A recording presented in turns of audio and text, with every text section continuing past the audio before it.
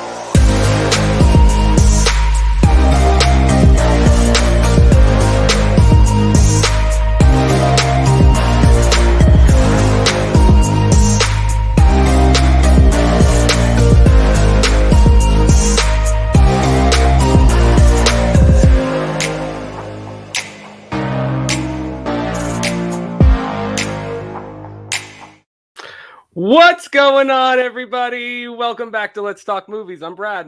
I'm gonna go, guys.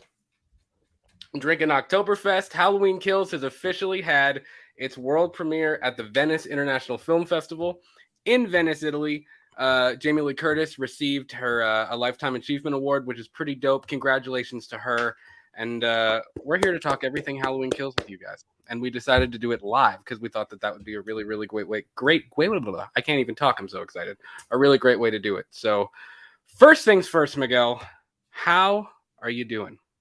Midweek. I'm a little on edge right now because we're live. I feel like This was feel super like Bill unplanned. O'Reilly. I feel a little don't want to say anything wrong right now. That's all I'm saying. It's okay.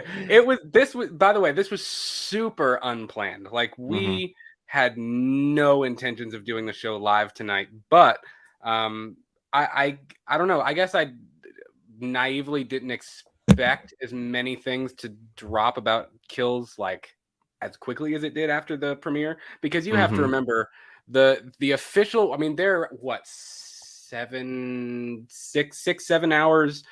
I don't know if it's behind us, ahead of, I don't know exactly what the time conversion is, but they had there were multiple screenings, public screenings of Halloween Kills prior to the world premiere. So it's kind of like, I don't know, it's almost a little bit backwards.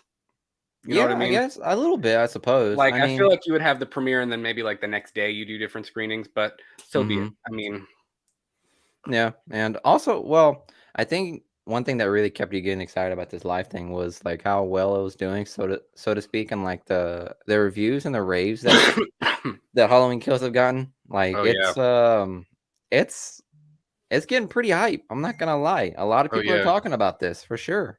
Well, when I mean, I've been at work all day, so I really didn't even get a chance to follow it until I was like kind of on my way home, and then I finally got home and I was like, oh my God. I was like, it's trending. And I started reading through all the stuff. I started retweeting things.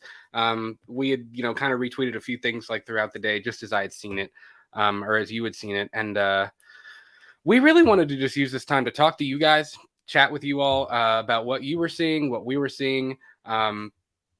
We've already reiterated this before. We don't have any sources. We don't have anybody that was there. We were obviously not there. We're still in the States. Yeah, we're still in the States. We don't have the I don't think we're allowed. I don't think we're allowed to be over there, right? We're not allowed to be in Venice. Or can travel even happen now? Well, I mean, I don't know. I think people did travel there to go see it. I mean, JLC and David Gordon Green were there. Oh, okay. Yeah. Then. Now, they're also Jamie Lee Curtis and David Gordon Green going for a world movie premiere. But yeah, I don't know. I wonder who, like, could anybody just walk in like, oh, test screening of Halloween Kills, cool, and their Italian Glory, or was it just like, was it focus group like test screening kind of, like, I wonder who was allowed in to those screenings. I feel like I think at some point it was in that general area of how it was done, because I remember listening to a interview with Quentin Tarantino, and he said when Reservoir Dogs was coming out, whenever it was like on that run, he said people were so thrown off by that movie because in those film festivals, because whenever whenever those festivals come out, you get like a pamphlet. You know what I mean? You know, it's kind of like a convention, isn't it? So like I you have get an no idea. itinerary. I really don't know. Well, you get an itinerary of all the movies that are like going to be playing that you know could check off and want to go check out, and you know it doesn't really tell you like what's happening and whatnot and like what the movie's about. It just says the title, and you're just gonna have to go with it. And Right. that's how people would choose. Like, okay, well, I guess I'll go see Reservoir Dogs or whatever movie's playing during that Yeah. time, and they just went to go see it. And I think that's kind of how it is. It's like a convention. Yeah. Because I mean, Well, I you've mean, been it's a to a film couple of festival. conventions, right? I not in a long time, but I mean, it's a film festival. So I mean, I imagine Yeah, that there was a press event, which apparently I don't know what, and this is kind of a good blanket statement, by the way. We are not entertainment TV. What's going on? Welcome to the channel. So glad to have you. yeah. Um, I know security was pretty tight. I think Because that's of COVID. why. No, because Oh, of just because of like not leaking things. Because I mean, you have to realize, like Halloween Kills. Yes, they chose the world premiere to be at the Venice Film Festival, but there were other movies there too. You know what I mean? There were other world hmm premieres. There were other things going on there as well, and they don't want people sitting there with their iPhone like video. And I think, from what I've heard, I didn't see anything. I think a couple small clips were posted on like Twitter. I know the that security guard looks out that for would a front, looks wholly be back, and you're me. just like, you just see eyes. Yeah. um, but yeah, so I don't know who was able to get into those. There was a panel. I know Jamie Lee Curtis and David Gordon Green did have a. I don't know if it was a small panel. I don't believe any of the other cast members were really there. I think people are still, obviously restricted. I think your top Mhm. core players would obviously be in the panel, but those that are like kind of side, like what's his name, Tommy? Yeah, Tommy Who? with the bat, and the Halloween Oh yeah, Kills. Anthony Michael Hall. Yeah, Anthony Michael Hall. I doubt he was there, but I'm sure all the key players were there. But because of how the pandemic probably is, people still can't travel all that well. Probably. You know what I mean? Yeah.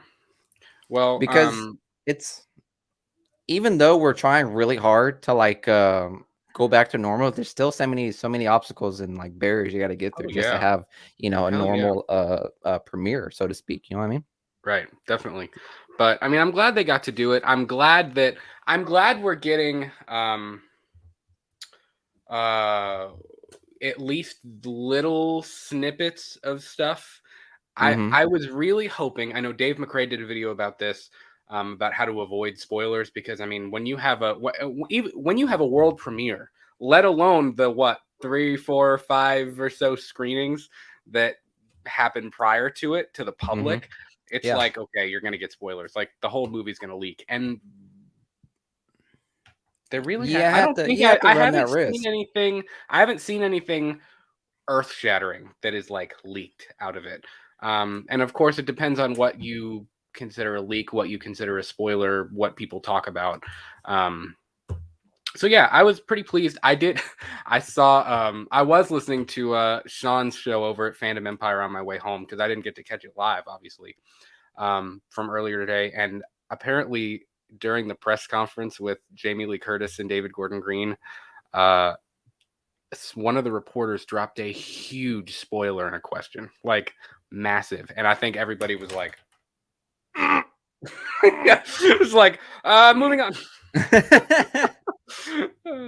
Entertainment TV says, y'all remind me of Phantom Empire and Wolfman's Got Nards. Thank you so much, buddy. Thanks, guys. We're honored to share this space with them, and they're way bigger than us. we're minuscule Yeah, compared to we're what small they time. do, but we enjoy it, and they're all a big inspiration for us. So cheers to them. Cheers.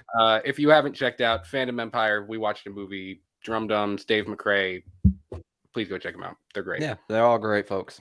But I was gonna mention about the interview. Literally, because you can't like lay down like a list of questions. Like you have to kind of risk them asking like any questions that they want. So Oh like yeah, obviously, definitely. I'm sure that interviewer guy was probably just like, oh, this would just be a great question because I've seen the movie, and they ask, but then I think they forget that they're still like days or like still This is like like about a a month. public. It's a public Yeah, interview yeah, where public people venue. like this, because that I believe I did see where on Twitter earlier where that was live streamed. So like people were watching that live when whoever, and again, I don't know what it was. I'm not if you've watched our show for any length of time, Miguel, I think you're a little bit different than me. I think you could spoil an entire movie and it still wouldn't matter for you as much. Yeah, I mean, To an I extent. guess. Yeah, to an extent. To an I mean, extent. I was definitely, guys, listen, I was hardcore and it wasn't intentional. I didn't look for them, but I was hardcore spoiled by Infinity War. And it was like a couple of days Were after you it went really? out. Yeah, I was. I knew exactly what was happening. I knew what happened to Vision. I knew what happened to Natasha, unfortunately. That's why I kept my mouth shut with you, because I was That like, one I oh, this didn't man. know. I was Well, like, especially for Endgame. I yeah, remember the only thing that was spoiled. We knew it was going to be time travel, and that's like mhm. another like surface level thing. For example, if small spoiler alert, take your headphones out now if you don't, or mute me for a second. This is not. I mean, it's a spoiler, but it's also not really. It's been public knowledge. Uh, Loomis in the flashback didn't bother. I didn't care about that. That was fine. I don't mind knowing that he was in it. I don't mind knowing that they did that. Endgame. We knew it was going to be a Time travel we ish knew it was going to be a heist. time travel type thing. That didn't bother me. But I remember the only thing I was like, I'm not getting on Instagram. I'm not getting on Twitter. I'm not getting on Facebook. Like I'm blacklisting all of my apps until I see Endgame. And I Mhm. remember I clicked on Instagram one time, and the first thing I saw was like a 280p version of Thanos trying to shove the axe into Thor's chest, and I was like, But I didn't see it. Nothing yeah, happened. yeah. So, but yeah. Entertainment TV says, do you think Halloween Kills can beat Halloween 2018 and Candyman at the box office? So, I know it will beat Halloween 2018. I'm pretty confident about that. You don't think so? I don't know. Okay, Halloween But 2018 had the biggest opening, or the second biggest opening, excuse me, for a horror film ever. It made $250 million at the box office, which is pretty big. yeah. Candyman, I don't know the exact number, but I don't think Candyman has done all that well given the COVID thing. Now, a Well, normal year, I don't know. that's where I was getting at, because I was thinking COVID was probably going to like boost the numbers to a certain degree, because I'm going to be completely honest here.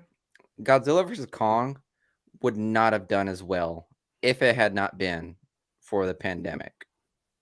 You know what I You mean? don't think Because it that would was have done as well? no, because I think that was Really? perfect. It was perfect timing, because it was one of the first movies to go out since the pandemic. Because you remember, it was Tenet and then Okay, Godzilla that's versus fair. Kong.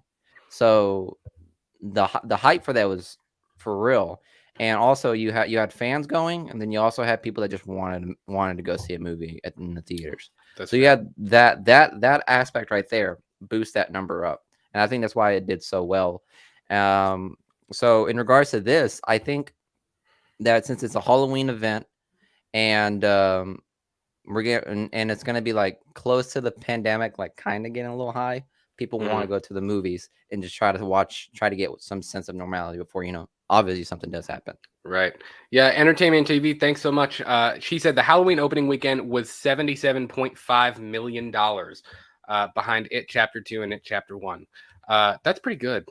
That is I pretty think good. it could. To answer your question from before, I think that Halloween Kills could be. I think it will beat Candyman easy. Mm-hmm. Easy, I think it'll beat Candyman. I don't know. Get in a non-COVID situation, if the pandemic wasn't a thing, I think Halloween Kills would destroy. I mean, reasonably. I mean, it's not going to make He's saying Marvel. destroy. He's It's talking not going about like a to. 50% difference or something like that. Yeah. It's not going to make Marvel money or what Mm-hmm. Shang-Chi is doing right now, which I'm sorry.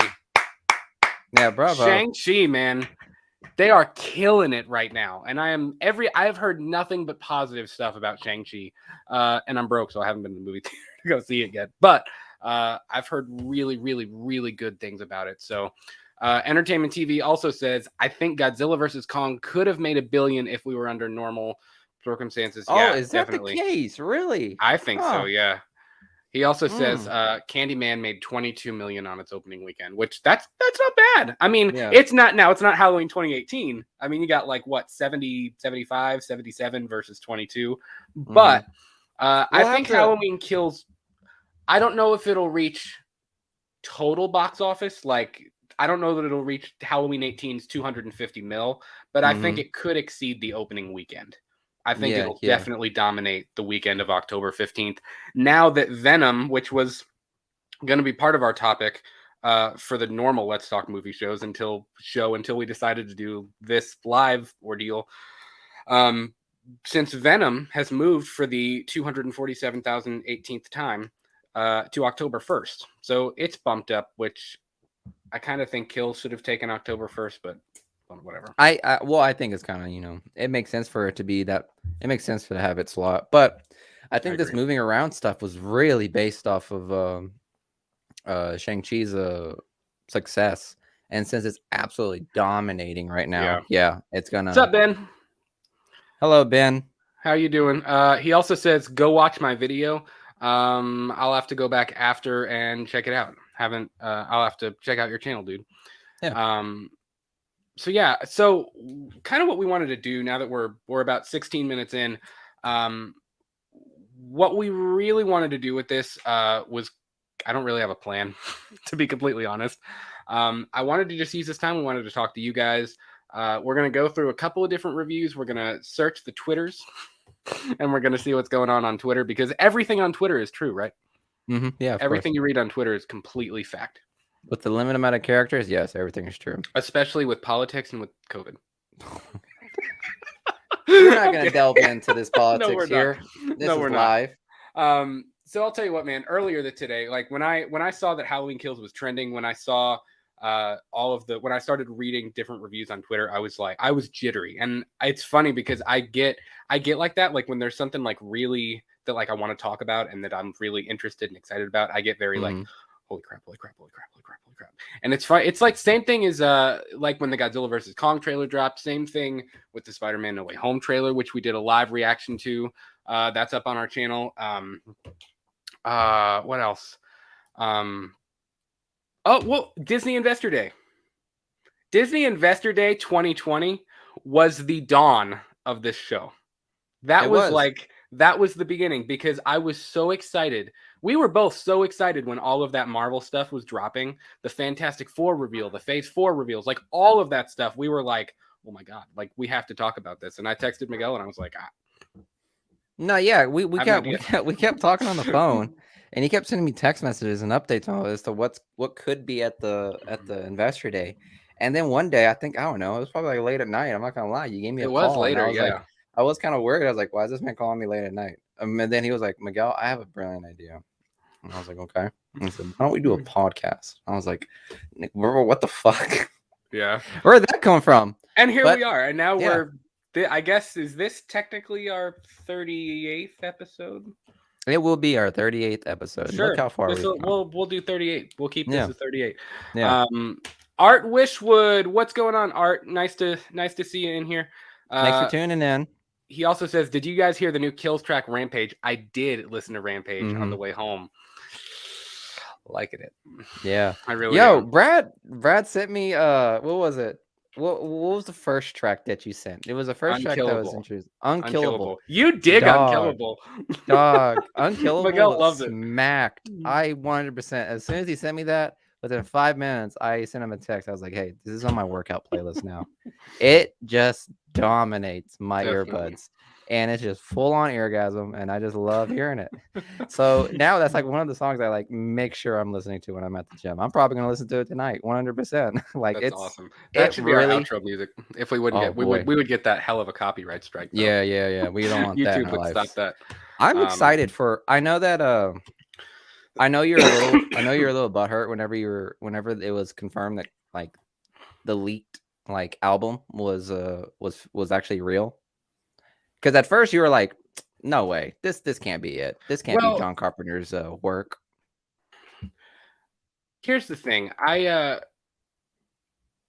Okay, the first that when the soundtrack leaked, which we actually did a video and we were like, it didn't leak. Like, there's no way. The soundtrack did not leak. Like, that's not it. But all we had was those little, like, 3 to 7 second snippets. Mm-hmm.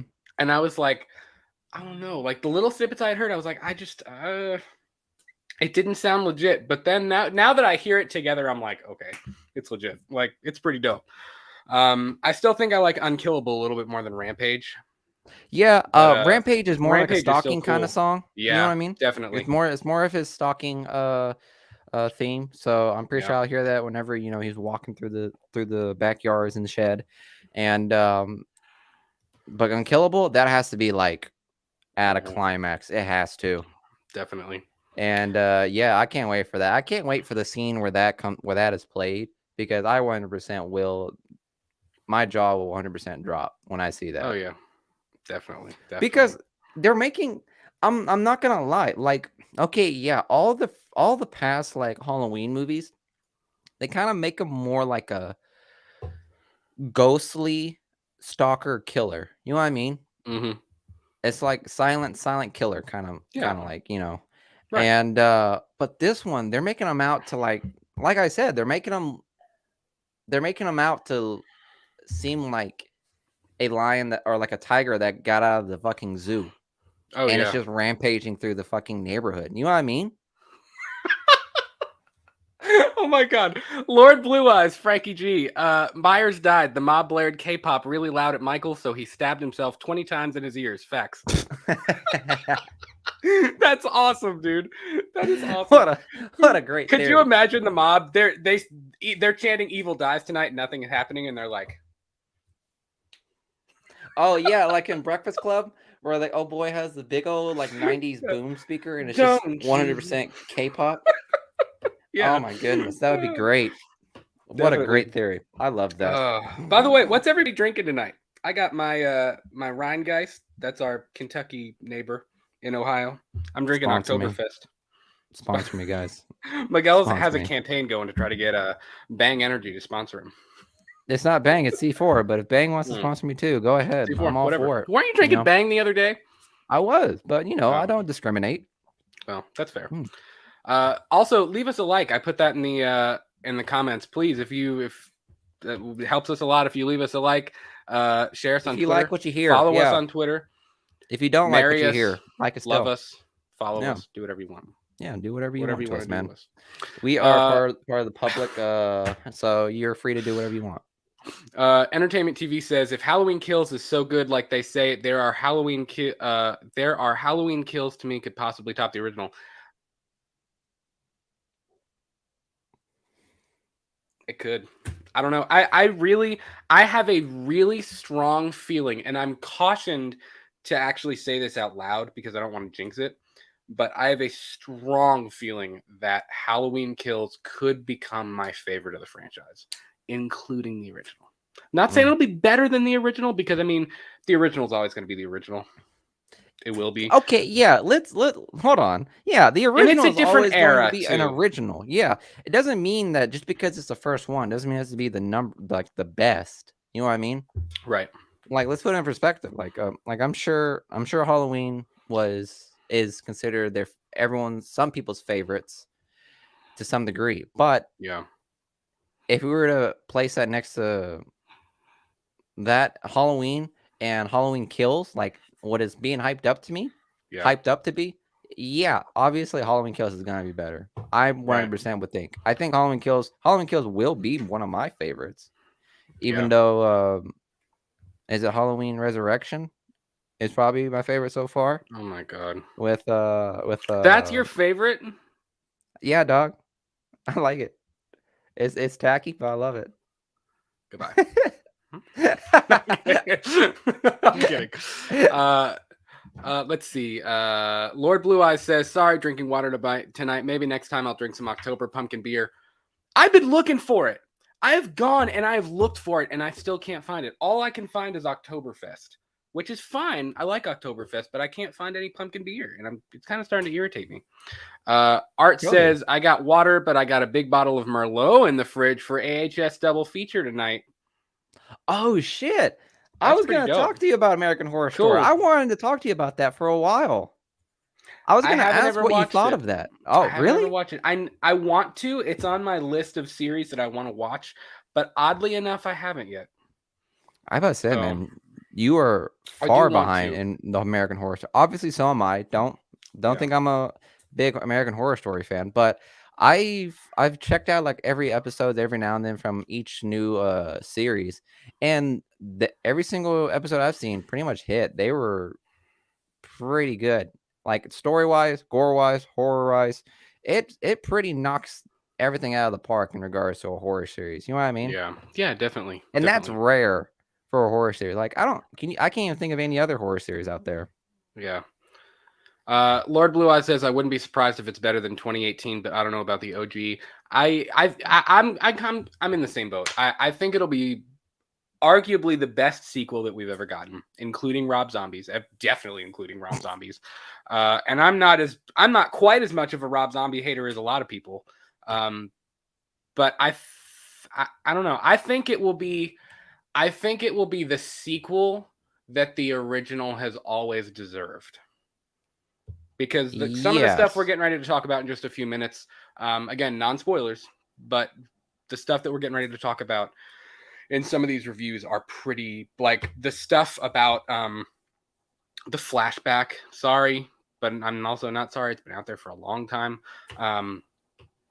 Apparently, it is like insanely on par with what the original was, but it's also crazy. Entertainment TV says, "Are you seeing Halloween Kills on Thursday night or preview or Friday?" I don't know yet. We have no idea. Honestly, I really don't know. We really haven't made that I plan yet, honest to God. I doubt we will go. I doubt I'll go Thursday. It'll probably be Friday or Saturday. Honestly, I'm kind of tempted to go Saturday just because that's fun. I like going to the movies on a Saturday night. Yeah. Question is, which theater are we gonna go to? You know what I mean? Oh, it doesn't Maybe matter. we want to go A to the Regal? Cinemark, because I want to see it on a Cinemark if it's playing in Cinemark XD, which I hope it will, since I think IMAX is out the window. Because we could have gone to Cincinnati and seen it in IMAX, but I think that's not going to happen anymore. Why is that? I don't know. I really don't. I think it's partially because No Time to Die and Dune like encapsulate it. You know what I mean? Fuck. Like literally, it's like October 1st, Venom. October whatever, No Time to Die, Halloween Kills, and then Dune. Like that's the weekend. It's like Venom, okay. 007 Kills, Dune. Just boom, boom, boom, boom, boom, straight. I mean, like that's why October is such a huge, such a freaking big month for the box office, man. You know? Yeah, I'm actually kind of glad now that I think of it that Dune is like after Halloween. I 100% believe that you guys may like. Let me know what you guys think. Do you think Halloween Kills is going to lose much of its box office revenue based off of Dune's opening? That's a good question to think about because even though Dune is not a well-known science fiction story, like to some people, it's still like one of the most anticipated movies this year. Definitely. And Jackass Forever. Yep, and Jackass Forever too, because that got delayed. It did.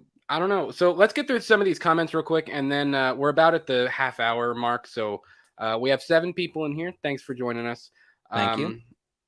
Art says the original is always going to be number 1 for me, but I'm pretty sure Kills will take the number 2 spot. I think I'm in the same boat, dude. I really think it's going to be incredible. He also says he saw Resurrection when he was 17. That's awesome. Yeah, did you like that? Yeah, I'm sure you did. Yeah, I did not see Resurrection in theater. The only 3 I've ever been, honestly, that I've ever been old enough to see, because we're 90s babies. I saw both of Rob Zombies in the movie theater. I think I was in 8th grade. I think I was in 8th grade when in 2007 when Rob Zombies came out. Yeah, his parents were cool. They allowed him to go see the movie. Well, Me, I literally had to like sneak in. I had to watch I had to buy a ticket for some PG movie and just sneak into Halloween. That's fair. No, that and was I my saw life. 2018, obviously, but yeah. So I'm pouring another Oktoberfest. So that's why I'm taking a Damn, son, this guy at the end of his podcast, he's gonna be a little there. I'll be fine. I'll be fine. We're having a good Right, time. guys, what are you talking about? What? We're having a good time. Yeah, I'm sure. Yeah, I'm sure we're So having a good time. Lord Blue Eye says the only thing that would make Kills better than the Yes. OG is if Busta Rhymes makes a cameo and not only sings the theme with some rap lyrics, and Michael walks up and blares K-pop at him, and Busta Rhymes suicide. Dang. Dang. Woo! I was hype at the first sentence, but I was like, wow, we went He said far. K. I'll stop. KK. Sorry. That's awesome, dude. No, you're good. You're good. Yes, Dune will take away from Kills very easily. I Mm-hmm. definitely think it will. I think here's my prediction right now.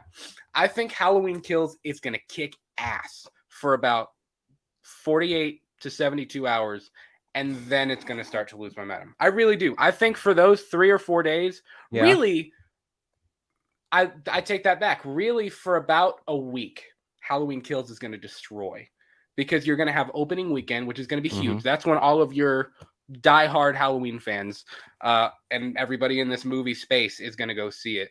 And then I think once Dune comes out that next weekend, that's when it's going to start to trickle. And it'll still make money, but it's going to start to trickle off after that. So that's kind of my thoughts. Resurrection was cool at the time because I was 17, but now it's more of a horror comedy I can laugh at, and I completely agree with that. It is. It's when I watch Resurrection, I'm just kind of like, all right, well, let's just have a good time. Like, who cares? Yeah. I'm not gonna lie, we would make some good content if we commentated on that. Oh yeah, we will definitely do a watch along for every Halloween movie at some point. Maybe not this year, but we will. Entertainment TV says, I think Halloween Kills could still be number 1 at the box office in its second weekend because Dune came out on HBO Max, but third Kills got to take number 2 spot when Jackass came out. That's very true. You're right. That's very true. Gory-Eyed Beast, welcome to the show. He says, what movies are you guys discussing? Right now, we're talking kind of the box office for that weekend of October, really the month of October. But we're about to get into Halloween Kills, all of the different the reviews that have come out of the world premiere. And we're gonna have a good old time talking about Halloween Kills. That's the main topic right now. People will go back to see Kills Halloween weekend. I agree. I think diehard Halloween fans are gonna really push Kills ahead. And they're really going to help the cause with Kills. I completely agree with that. Help the cause. Hashtag save Halloween Kills from COVID. Yep. Second week dropped about 58%. I could see that happening. Yeah. I think it's going to be after that really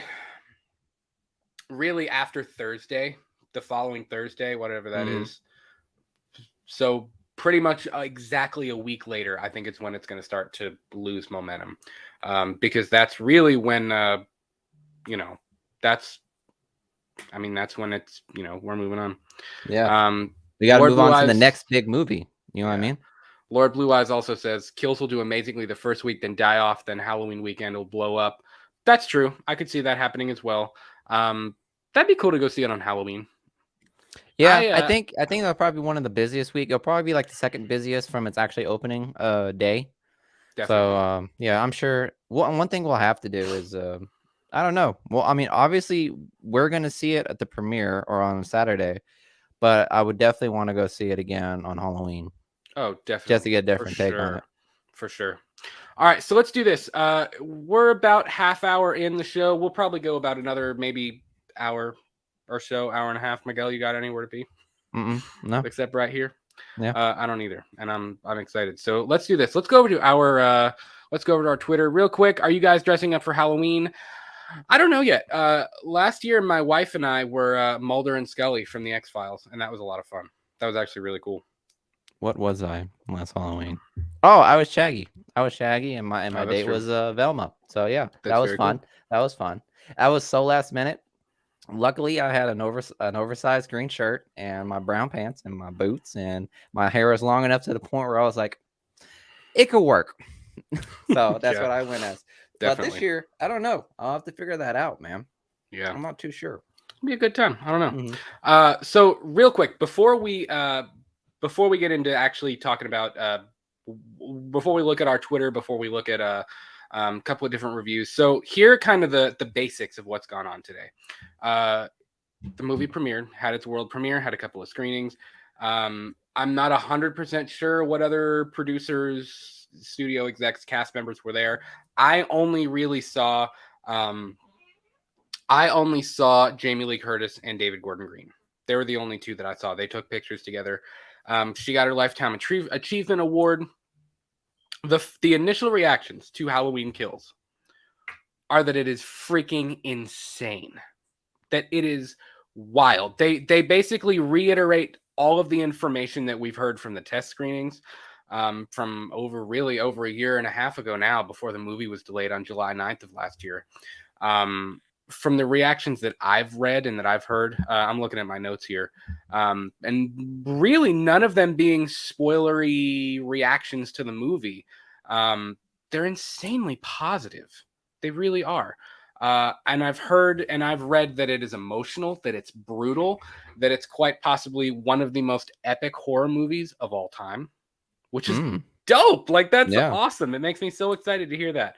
I have heard it compared to The Dark Knight. Debatable. I know. Yeah. It won't be exactly the same, but like some of these, I feel like some of these comments are gonna be like, yeah, totally. And then that one right there is like, okay, calm down, buddy. Yeah. I understand. I agree in the sense that it will be like what The Dark Knight was to the Dark Knight trilogy. You know what I mean? It will be that to this trilogy. But I mean, will it follow the same formula as The Dark Knight? No. It's nonstop. It is action packed. You literally don't have any time to collect yourself or to breathe. It is just like boom, boom, boom, boom, boom, boom, boom, just nonstop, crazy. Yeah, because there's also gonna be no time for exposition. You know what I mean? No. Well, and I think there's actually quite a bit of exposition, but it's just like not like it just like kicks you in the balls like the entire time with kills, with exposition. Lord Blue Eyes, man, thank you so much. I gotta find my camera. Thank you so much for coming out, man. He says, KK, I gotta go, but I enjoyed the scream. Jake, great job. I'll watch the rest tomorrow. Hey, man. Thank you, brother. Appreciate it. You have a good one. All right. Have a good one. Gory Eyed Beast said, just went to watch the trailer, so they're dialing back into the supernatural side of it. Are we sure about that? What? Are we completely sure about that? Because I remember Bradley sent me a video of the trailer, and my man cleared an SUV. Well, that's the thing. From what I've heard, with no launch, a lot of people were very nervous about like Michael's 60 years old. Is it going to be unrealistic with the fact that he's picking people up with axes and that he's like doing all this crazy leaping over the car? We had that picture drop of him on top of the van holding Marion's like hair, and he's like dragging her out of the van and stuff. That picture, my man, it looked like he was planking on that SUV, and I was like, what are we doing? He looked like a dead fish on top of a boat. Like, he looked like a dead deer that someone just got, and they just lug him onto the top and take him. Yeah. I've heard a lot of people that are nervous about that, but apparently some of the stuff that he does in this movie is so brutal and so over the top that it actually kind of plays into the whole supernatural, like, is he human? Is he not? Is he human? Is he not? Like, it plays into that, which is pretty dope. That's cool. Like, that makes me very excited. Gory also said, if he kills Jamie Lee Curtis, I'll risk COVID for it. I don't know. A lot of people want Laurie to die, man. A lot of people want that character gone. Like in this movie? Yeah. I don't think is there a casting list for Halloween Ends? She's in Ends. Like, she is in Halloween Ends. Like, there's no sorry doubt. guys, like, she doesn't die. Like, I believe she said that she read the script like on the way there or something like that. I believe I saw that. Entertainment TV says Laurie caused all of this because if she would have left Michael alone, he wouldn't be pissed and a mob wouldn't have formed. Honest to God, that's honestly kind of true. So right now, I don't know. Initially, everything that I had seen was just entirely positive. As we moved into getting closer to like our show, and as the night went on, it was kind of like it's a little more divided. It's a little bit more divided, and people are either like, "This movie is freaking unbelievable," or they're like, "Wow, it was garbage." Really, I want to hear that. Italian, garbage. So, and I'm Italian. I can say that. Entertainment TV also says, well, hopefully they won't go overboard. with the killing like Halloween Rob Zombie and explain Michael's story too much. I don't think they'll explain. I think that's going to be the difference. I think the killing is going to be ridiculous, like nasty. Mm-hmm. Nasty. But I think that they won't explain it like they did. I don't think there'll be any white horses. I don't think we'll find out that Michael was abused as a child. I don't think that we'll find out that his mom was a stripper. I don't think we'll get into any of that. So There really isn't. Like, if you think about it, like, if we're going off of the original Halloween 2018 and Halloween Kills, there really hasn't been much backstory to what Michael's life was. No, and that's the point. Like, that was John Carpenter's point with the original, was that like he was a normal kid. Like, there was nothing wrong with him, you know? Mm-hmm. And I mean, I don't know. I like that, and I think they will stick with that. I hope they stick with that. Yeah. So look, there's no, like, honest to God, there's nobody around in the movie that could explain Michael's behavior, because let's be honest, Dr. Loomis is gone. What we know of, the sheriff that arrived at the scene was one of the first responders to the initial killing. He's definitely dead. I remember when Brad told me, he was like, "Oh, you mean Hawkins? I thought you meant Hawkins, Brackett. yeah, because Brackett's coming back. Like, he's like 80 years old, but he's back. Yeah, Hawkins is 100% dead. I remember Brad. I don't know if Hawkins is dead, man. Bro, he got stabbed in the neck and then he got ran over. The way it showed him getting run over, that man's 100% dead. I don't know. Can't get back up from that. Again, we don't know spoilers. After getting stabbed in the neck. We have not read the leak script. I don't want to read the leak script. I don't want to know. But I don't know if Hawkins is dead, man. I really don't. If he's alive, then this man is completely immobilized. He's on life support and paralyzed. Is that like what you're saying? 100%. He's not going to have any white horse. White horses. Yeah. Could you imagine? We have this baller, just entirely incredible movie. And we get to the end and Michael's like, and there's a horse standing there. If I see a horse, I'm walking out. I'm sorry, guys. I would be the first to walk out. Would you pick Halloween 18 or Halloween H2O? 2018. I think I'd pick 18 too. And I love H2O. I really do. I think H2O is great. But I still think I'd pick 2018. I like that version of Michael better. Honestly, I'm going to be straight up with you. I like Michael in Resurrection better than I like Michael in H2O. I think H2O Michael is my least favorite Michael, to be completely honest, which is weird because I don't know. I'm just not wild about it. It just doesn't. And the movie is great. I really do. I like the movie. Michael Myers is dead. I don't know why that came across like Trump and not Josh Hartnett, but it did. That came across more as wrong. That came across as that. Entertainment Wizard says H2O. Halloween Kills will be like Halloween 18. It will receive rare reviews when it comes out. I think so. Do you guys think H2O is Dawson's Creek meets Michael Myers? That's awesome. It is. It's completely Dawson's Creek meets. It's like teenage coming of age story meets suddenly there's a serial killer who's also your uncle and also your mom's brother and trying to kill you. I don't know what Dawson's Creek is. You never watched Dawson's Creek? I don't think so. That's a good TV show. That's a good show. Dawson's Creek. Indie Phantom, what's up? He says, I might be in the minority, but I love the Rob Zombie films. Better than all the sequels except 2. Not a fan of 2018, but I think Kills looks way better. I like the zombie films, man. I really do. I don't have a problem with the Rob Zombie films. I don't like H2. And we've talked about this. I think if you took Rob Zombie's Halloween 2 and at the minute that Laurie wakes up in the hospital, if you would continue the film from the hospital instead of her waking up and having the white horse thing and the whole dickhead Loomis thing, like, I think that movie would have actually been really cool. But yeah, because by the way, where did that come from? Where did that 180 come from with the whole Dr. Loomis thing? Because Dr. Loomis was kind of all right. I have no idea.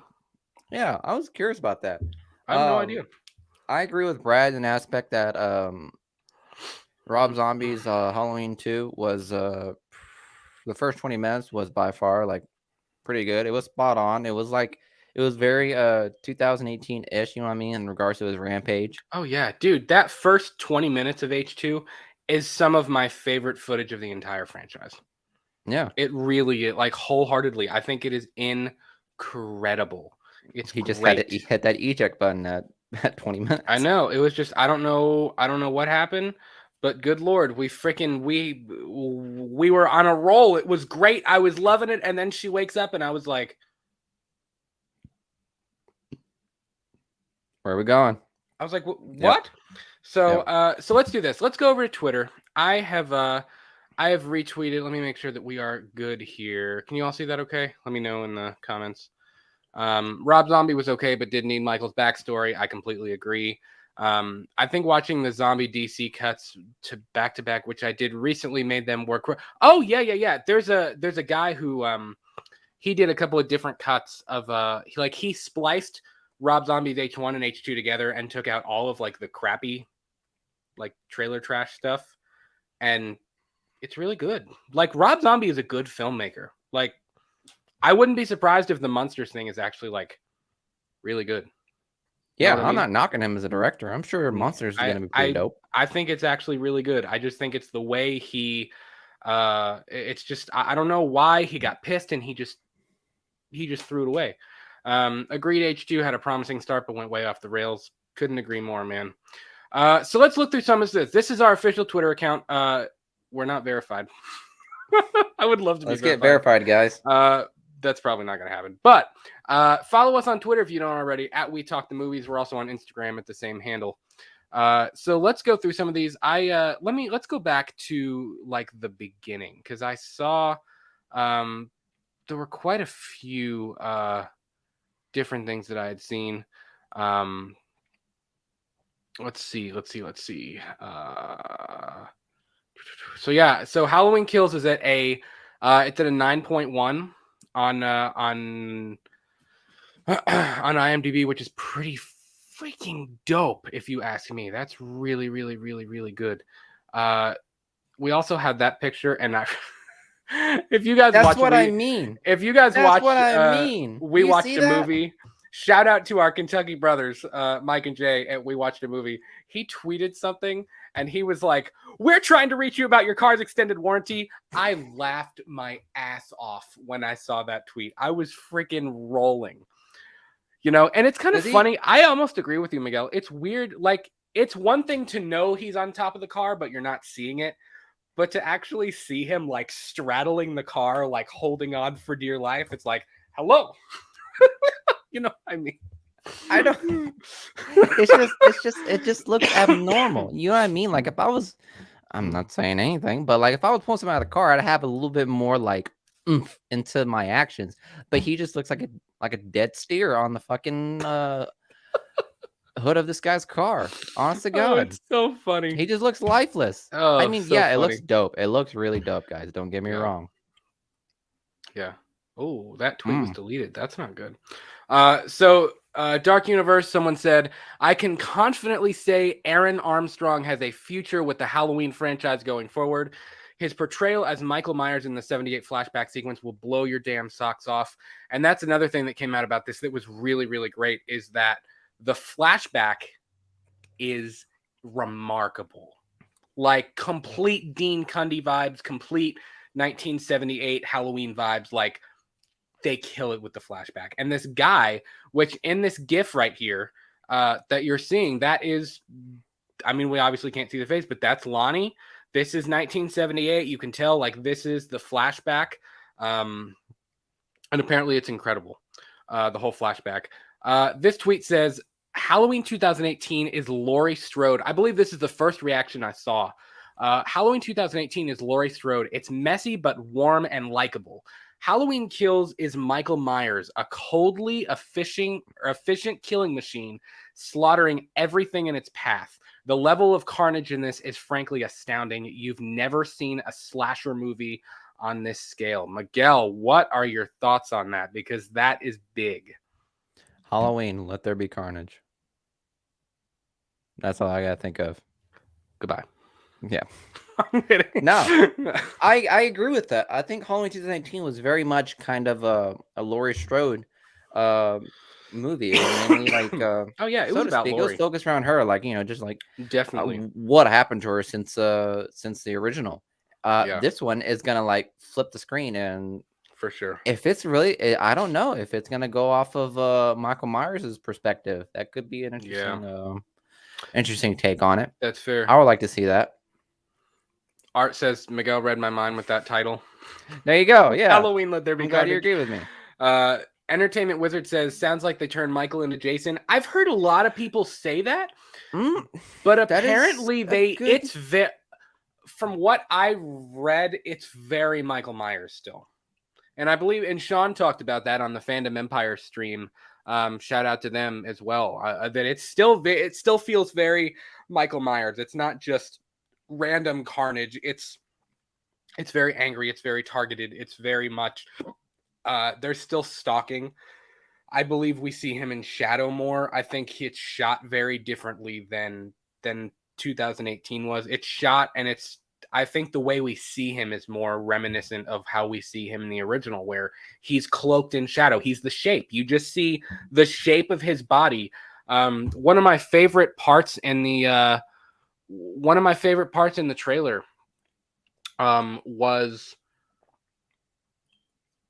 in the I think it was the official trailer the night it dropped. One of my favorite shots, and it could be from the flashback, is he's walking behind people's houses and he's got the knife, but you only see his silhouette. Like, you can make out nothing about his like person, other than you just see a black shape walking towards the camera. And dude, that is one of the coolest shots I've ever seen from a Halloween film. Like, he is literally the shape. That's interesting. That's an interesting name to give him, honestly. Indie Phantom, will you guys do any watch-alongs leading up to the release? We could have. We could have last week, just saying. Stay tuned. That's all I'm going to say. Stay tuned. We will. We'll do something. Maybe watch 18 and 78 together. Maybe separate weekends. I don't know. We're still hashing it out, but we'll have something going on. And we may even see who else can get on that stream. Yeah. More the merrier. I feel like Forrest Gump, but that's all I have to say about that. They're trying to top Jason. I don't know. I've heard the kill count is stupid, like ridiculous kill count in this movie. What is Jason's kill count? I don't know. I don't know. This is straight from Fandom Empire. Those guys, they're really, really great. They had a source that was actually there in Venice watching the film today. Halloween Kills has a scope and scale like no other slasher. While H18 is Laurie's movie, Halloween Kill is Michael's. The 78 flashbacks will blow people away. The kill count is insane. There you go. The cinematography is very Dean Cundy. The best Halloween since the original. That's the other thing. I've heard Kyle Richards Kyle Richards, Judy Greer, Anthony Michael Hall, that they are remarkable, that they're really, really good. And I think Laurie is also really not the focus of this movie. I didn't think she would. I don't think Laurie really... I think this is very much, from what I've heard, it's a very ensemble film. Which, it's by very the way... much about everybody. By the way, I looked up the kill count for Jason and Michael Myers. Mm-hmm. Jason Voorhees is 170. Michael Myers is 128. Do you think he could bridge the gap within this movie alone? I mean, with again, spoilers. I don't know an exact number, but from what I understand, the kill count and kills will wholeheartedly top Jason's kill count. You think so? You think what's he can the bridge difference? Michael Jason was what, 170? 170, and Michael Myers is 128. 30, it's about 42. 42? Yeah. It will be over 42 kills then in the movie. What? Yeah. That's the territory that apparently we're getting ready to move into. 42. What's he gonna do? Some crazy. Is he gonna blow up a building? Is he gonna stand idly by with the fucking cigarette and just light a building on fire? Will you all do any box office predictions in October? I don't know. I think it's too hard to I think it's too hard to predict. Probably not, just because with COVID, there's too many variables. Stuff is changing too quick with the Delta variant. I mean, I hope to God not, but I mean, we could be in lockdown territory again by then. I mean, I don't know. I really don't know. So probably not, as much as that sucks. Jason, there you go, Miguel. Jason took out a whole space station in Jason X. In Jason X. That's true. You're talking about one of my That's favorite movies in regards to horror was Jason in Space. My God, he really did though. He really did. He did. And you had that knockoff Ripley in there in that movie. That I remember that. Yeah. My goodness, yeah, he did take on a whole spaceship. Yeah. Kevin says Friday the 13th, the kids go to the lake. They go to Jason. Good point, my friend. Good point. Michael is moving through Haddonfield, taking out everyone in his way. That is true. That is true. I doubt Kills will top Halloween 2 or Halloween 4. Maybe tie with H2O. In your opinion, hot topic. Think? Yeah. I think for me, it will be number 2, at least on my list. I love it if it's more ensemble. That's a great idea. So the reviews are out now due to the Venice, or has it screened? No, it has not screened in the States. It has not streamed in the States, but it is the world premiere was today. And not only did they have the world premiere for not only did they have the world premiere for press and for family and friends of the film, there were multiple screenings for the public in Italy prior to that. So, I mean, they're fucking lucky Italians. Lucky Italians, man. Yeah. I'm Italian. I didn't get to go, but whatever. Whatever. I see how it is. When are you doing another live stream? I don't know. I'm not sure. It depends on how good this thing is. Obviously, it's doing pretty well. We have 15 people in here, man. Hey, if you are in here, thank you so much for hanging out with us. We're talking Halloween Kills. We're 56 minutes into our stream. Please leave us a like if you're here. Leave us a like. Check out our other episodes. We do new episodes every Monday and Friday. So we're just talking Halloween Kills. We're having a good old time with each other. Deep inside. Never mind. I'm not going to say what I was about to say. Never mind. Here's another one. Review. It sets the stage for even more bloody thrills. The torch has been passed to the next generation of wide-eyed babysitters, and it looks as though Michael Myers will prowl in the shadows once more. That's pretty cool. That's a pretty deep review right there, my guy. That's a dope way of putting it. Mm-hmm. Halloween Kills, Michael Myers, spelled incorrectly. Most brutal killing spree yet. One in particular had me squirming in my seat. A further exploration of trauma and thirst for revenge boiling under the surface. What surprised me was the post-credits tease. There's a post-credits scene? I did not know that there was a post-credits scene after. I did not know that. Oh yeah.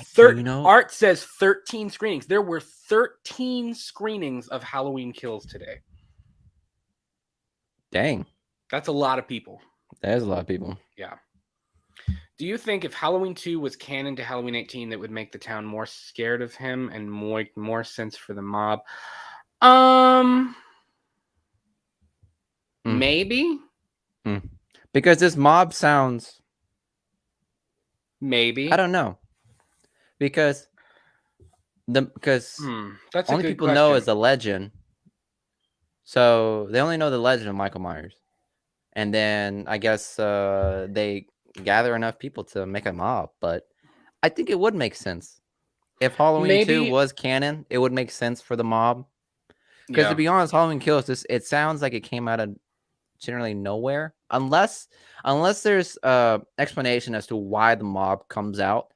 It'd be kind of weird for the mob just to come out of nowhere. You know what I mean? Like that's fair. Yeah. Like they walk out of the hospital and all of a sudden the mob saying, "We're tired of Michael Myers." I'd be like, "Bitch, where the fuck did you come from?"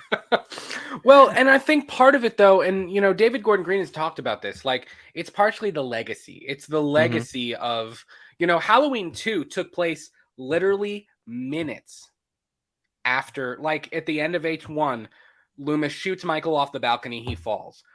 Literally, Halloween 2 picks up. Loomis runs down the stairs and goes and sees Michael's like empty spot on the lawn. You don't know what death is. and that's the beginning of Halloween 2. Like literally, it is seconds after the first one ends.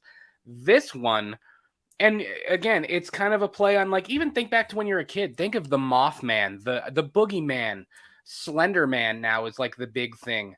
I mean, how these legends and how things progress in word of mouth amongst kids, amongst adults, even about the paranormal, about how legends kind of spiral and everybody's got like a different tale about the Mothman or Slender Man or yada yada yada. You know what I mean? So Mm-hmm. I think it kind of I don't know. It depends. I think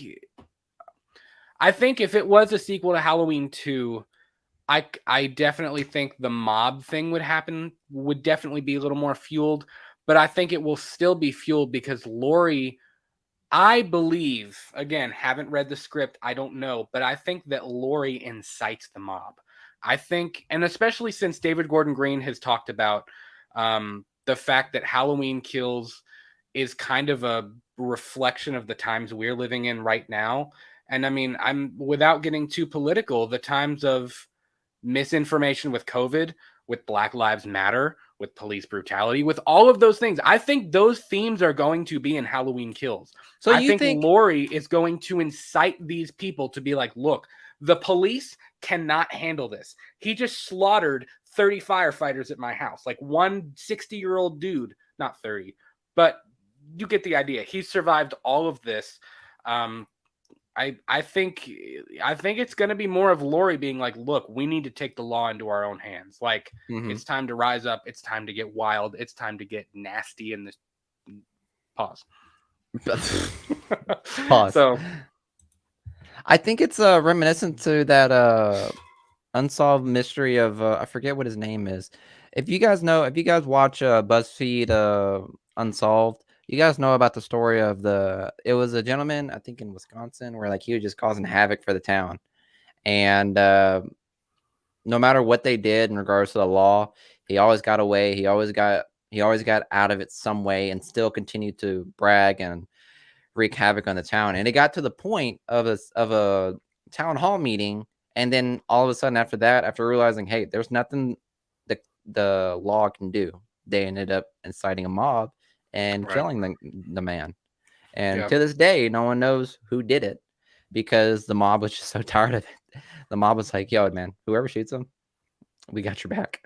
yeah, So it's kind of interesting when the way it's going. I think it'll probably end up being like that. Like in the hospital, there will be a number of people talking about it because right, let's be honest, he did kill a number of people like in Halloween 2018, like in that neighborhood already. Like who was it? It was one kill. Whenever he did that one shot montage, you know what I mean? yeah, yeah, yeah. Yeah, so he'd already The killed about 3 or 4 people. Yeah, 4 people in total in that one shot. And so people are gonna want to know what happened. And when Lori gets to the hospital, um, I mean, she's gonna tell like it is, like, yo, like the boogeyman is back, and we have to do yeah, something, and people are gonna want to do something about it. yeah, definitely. Sorry guys, I'm tweeting out our link, trying to see if we can get some more peeps in here. We're going, well, we were, 2 people just dropped. We were going 17 strong a minute ago. So if you're hanging out with us, man, thank you guys so much. I'm seeing some comments. I'm seeing some discussion in the chat. Ditching Halloween 2 from the timeline was a big mistake. I don't know. And here's another thing that we have to remember is there will be, again, I keep saying this, spoiler alert, but it's been out there for months. Like, if you haven't heard about it, I'm shocked. There is a flashback. There is not only one flashback, a couple of extensive flashbacks to 1978, to the original night he came home. So the number of kills that we know him of, Michael Myers killed however many people on Halloween night in 1978. That's not entirely true because he will have kills in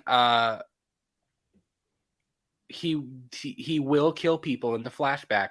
So Bob, Annie, Linda, whoever else he kills in the original. I'm drawing a blank right now. There will be more people. So really, he didn't just kill 5 people on Halloween night in 1978. We just haven't seen that yet. So maybe there is more of a legend, and maybe there is more of a story to these people in Haddonfield that we don't know about yet. And that's kind of a really interesting idea too. Let's see. I know you guys are talking a lot in the chat, which I absolutely adore. I love that. I'm trying to keep up. There's been like 10 comments and I can't I can't keep up, which is awesome. Indy Phantom says, I hope they don't bring politics into this. People want to get the hell away from that. I get that too. But I mean, I think it's one of those things where like art reflects life and life reflects art. You know what I mean? I don't think it'll be inherent. Like, I don't think anybody's going to be wearing like a BLM shirt or anything like that in the movie. I just think that it's going to be the same kinds of themes in it. I don't think it's going to be that on the nose. Let's see. I love that you guys are talking. I love this. I love it. I love it. I love it. I want to know why critics went in ignoring the fact that there's literally kills in the title, and so many were saying that the body count is astronomical. Critics have never been fans of horror films, you know? They really haven't. What are they saying about it? I don't know. I didn't follow. We'll read a couple of them. Critics are saying that it's like there's nothing to it, that it's like stupid. You know what I mean? That it's I like mean, look at there's no plot, but there is. I mean, that's obviously just critics being critics, you know. Well, look at the post you just you retweeted about the first negative review. It Mhm. says David Gordon Green has made exactly the kind of witless, worthless sequel that bled the franchise dry Yeah, in 1980s and 90s. Jesus definitely. Christ. Let's There's some critics over here. They're just fucking savage. yeah, In their reviews. let's get into an actual review here. I think I have this pulled up actually. Can you all see this? No. No, you can't. So let's hold on a minute. We're still new. Sorry guys. Yeah, let me is it this one? Was it a Hollywood Reporter article? Yes. All right. I don't believe there are spoilers in this. If there is, I'm going to be pretty pissed. But I don't believe there is. So, first review of the night. First review. Can you guys see this okay? Yep. Indie Phantom. Critics don't respect horror. They really don't. That is the history. They don't respect horror. Critics are complaining that it's a massacre without character development. That's not a bad thing. I'm not gonna lie. Well, but I think the thing is,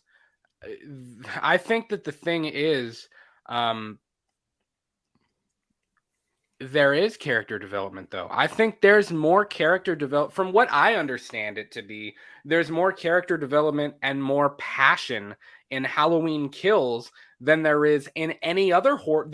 I shouldn't say any. Than most other horror movies out there. You know what I mean? I think this is going to be like the Infinity War of horror movies, which is pretty dope to think. So let's read through this. Let me go back. Where is it?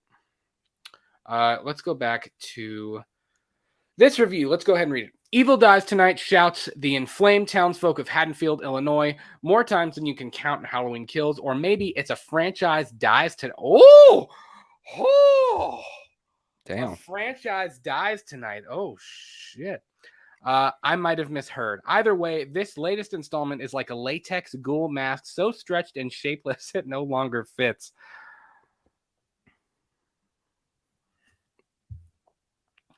We're both speechless.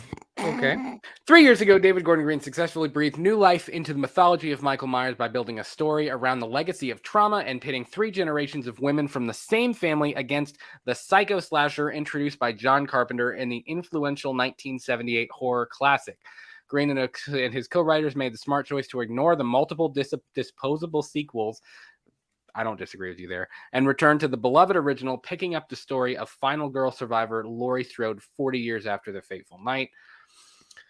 But in the second part of a trilogy spun out of the rebooted property, all set on the same night and slated to conclude with next year's Halloween Ends, Green has made exactly the kinds of witless, worthless sequel that bled the franchise dry in the 80s and 90s. It premieres in Venice in conjunction with a Golden Lion Career Achievement Award being presented to JLC, who deserves to be celebrated for any number of more memorable films.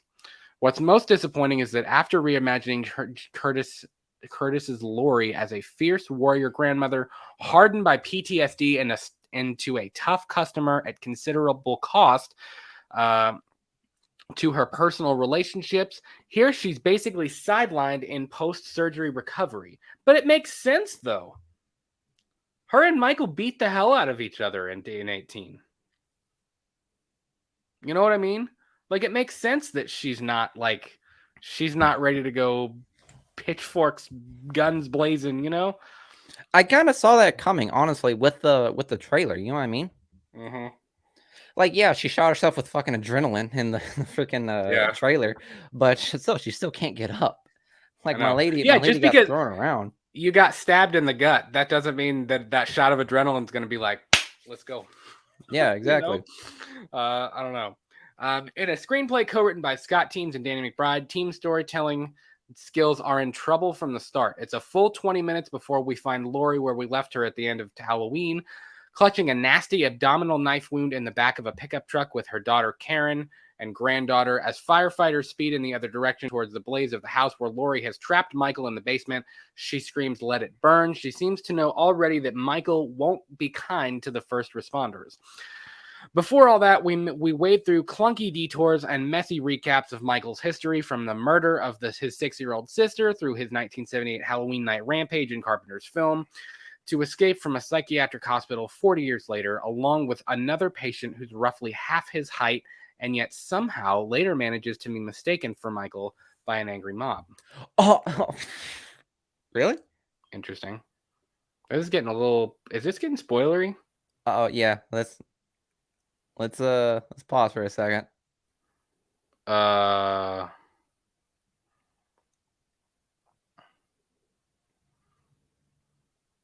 Yeah. we're gonna Let's move not on. spoil this. Yeah. Yeah, we're getting a little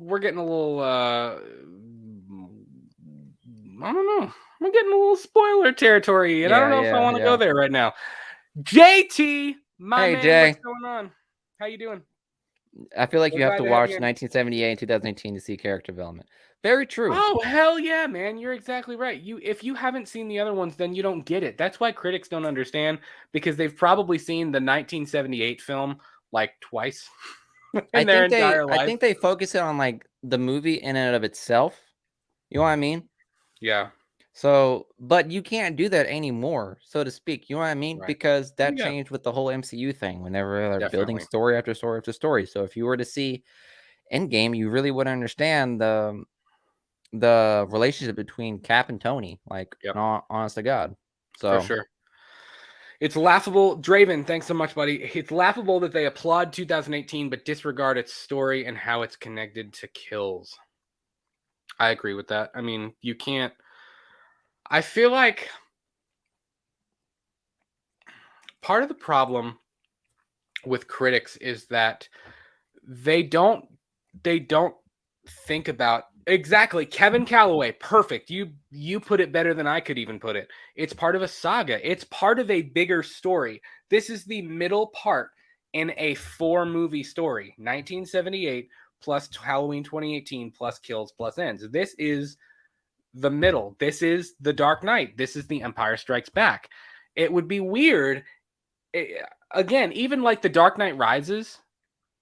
The Dark Knight Rises would be very strange if you didn't have The Dark Knight and Batman Begins. yeah, you'd be freaking out. You'd be Like like, why the it would fuck be is like, why? Bruce Wayne old as hell? Yeah, You know what like I mean? Why is he there'd a be so hermit? many questions. It would be weird if you had The Empire Strikes Back and just that movie without anything else. It Hmm. wouldn't make any sense. And that's where I think a lot of the critics go wrong, is they don't account for what came before and what's going to come after. They're just like, this movie sucks. That's it. Yeah, that's the best way So I can put it. I Critics need know. to understand that. Yeah. Do you think Halloween Kills or The Last Duel will make more money at its opening weekend? Halloween Kills. I mean, to be fair, I don't really know anything about The Last Duel, but my guess would be that Halloween Kills will make a little bit more money.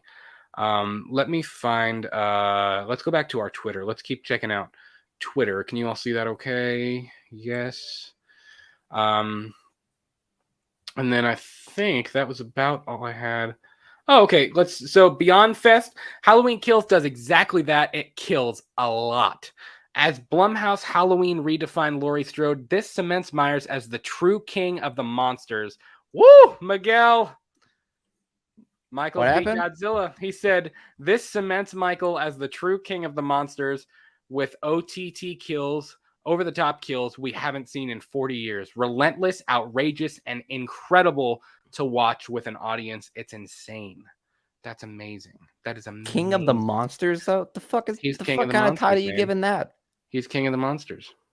I don't know if I can. I don't know. I don't think I gotta He's disregard king that of the comment. monsters. I gotta disregard that He's review king of right the there. monsters. If you can't praise a movie and not connect it to another franchise, yeah, get out of my face. Just saying. Yeah.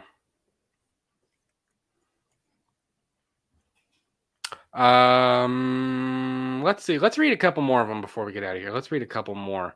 Let's catch up on the chat real quick before we do that. Where's number where you want Halloween 2018? Entertainment TV, do you mean ranking wise? What exactly do you mean? What do you mean? Not sure what you mean, buddy. Oh, where would you want to rank 2018 at? You better be careful because some people rank that I movie don't a little know. bit low. It depends on Halloween Kills. Honestly, I mean, I don't know. I right now it's pretty high up on my list. I mean, it's in top 5. Dare I say top 3? Dare I say top 3? So I don't know. Jason, Miguel has time today. What's that supposed to mean? You're not hopping out of here. Oh yeah, true. You're not trying to ditch me, dude. No, I ain't trying to ditch you. That's all I'm saying. Yeah. I'm kidding. Hour and 16 minutes. So let's read a couple more of these reviews and then we'll skedaddle. Let's do this. Jump Cut Online. There's our boy. Michael Myers is back with a vengeance again, just like the last time and the one before that. Halloween Kills takes us back to the ill-fated town of Haddonfield, Illinois, but this time the townsfolk are prepared. Laurie Strode, played once again by Jamie Lee Curtis, has finally left the past behind her. At least that's what she thinks. That's what she thinks. Halloween Kills follows on directly from Halloween, the 2018 sequel. But as we all guessed from the heavy-breathed post-credits stinger, Michael Myers isn't really dead. Shock horror. Instead, the legendary mass serial killer is back to wreak havoc, yada, yada, yada. We all know that stuff. Halloween Kills amps up Michael's kill count to maximum gory effect, but there's only so far this can go without becoming a bit laughable. The kills are brutal, visceral, and often poetic, but is this really enough to sustain the saga? Thankfully, there's a twist. The people of Haddonfield have, after 40 years, had enough of being brutally murdered when they least expect it, but that's not really true because it only happened one other time. You know what I mean? The other sequels don't exist. It's really only happened one other time. And again, we don't know the full story because we haven't seen, we haven't seen the rest of the flashback sequence, but I mean, duh. Yeah. I mean, duh. we haven't, obviously we haven't seen the rest of it. We don't really know what effect. I think that's probably what the flashbacks will consist of. We don't know the full effect that it's had on. Yeah, everybody. we'll see how this affected the town, because in all honesty, when 2018 came out, it didn't really talk about how the town reacted to it. You know what I mean? No. Yeah. There were probably reference to Laurie, obviously, is like, oh, now she's a hermit, whatever, blah blah blah blah. But the town didn't really explain how it reacted to such a terrible event that took place in Halloween that long ago. Sure. So maybe these flashbacks may hint at some of it. Like we may see a town hall meeting where we're talking about what happened. You know what I mean? Yeah, or definitely. Maybe news that could have happened. Mm-hmm. JT says, another reason why I say these critics only see Kills and not the 1978 or remember it enough, and they haven't watched 2018 to understand that everything has been erased after the original. And that is exactly true, man. I'm sure that, honestly, JT, they probably haven't even seen all of the Halloween movies. Like, they probably haven't. They're probably they just know that there's like a million of them, and they're like, oh, this is just another blah blah blah blah. This is just another crappy sequel to a crappy series, and they don't really get it. Mm-hmm. Uh, And that's fine. I mean, look, I mean, I've seen I mean, I take part in most of the critics' views and most of the MonsterVerse movies that we've seen. I mean, it's great to see them, and whenever I see critics, slash the movie apart, like you have to understand, like they're not fans. Like they just see the movie for what it is, for the director's from how the director was able to make this movie. That's what they go off of. They don't go off of the lore or the history or just the franchise's impact on the fans as a whole. They just take the movie for what it is. And if it's for good, sure, it's good. If it's bad, they just rip it apart. for sure. Kevin says 1978 Michael was out after 15 years and slow and methodical. It's been another 40 now and he's pissed and not wasting any time. That's another really good thought. I think part of it is that he's pissed. Yeah. Like I'd be pissed I too. think I would be pissed too if I lost my fingers, my right cheek, and my favorite mask got burnt. I would be pissed too if all that happened to me. I Yeah. would impale a firefighter too. Pause. No. I think I'm kind of in the camp that I think Michael is mindless. I think in 1978 he picked Laurie Strode because it was the first person he saw. I don't think it was anything weird or sexual. I don't think that it was because she looked like Judith. I don't think anything like that. I think when he escaped, I think the entire point of that whole tracking shot where he stabs what's her name with the knife and he kills the old lady with the hammer and he leaves the baby and he's walking out and it's that whole awesome one shot. I think that is kind of him being overwhelmed, like, holy crap, like the possibilities are endless. You know what I mean? Like, I think he's so overwhelmed with that. And then and we talked about this the other night when Miguel and I watched 2018 together.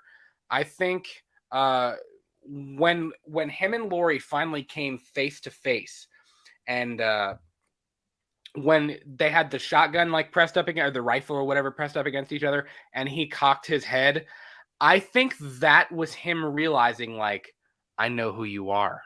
Like, I remember you. And then the fact that she locked him in the house, that she got away again, that these other two chicks that he had been trying to kill all night got away again. I think now he's pissed. I think that's why we're seeing Michael that can leap over cars and why we're seeing like psycho Michael.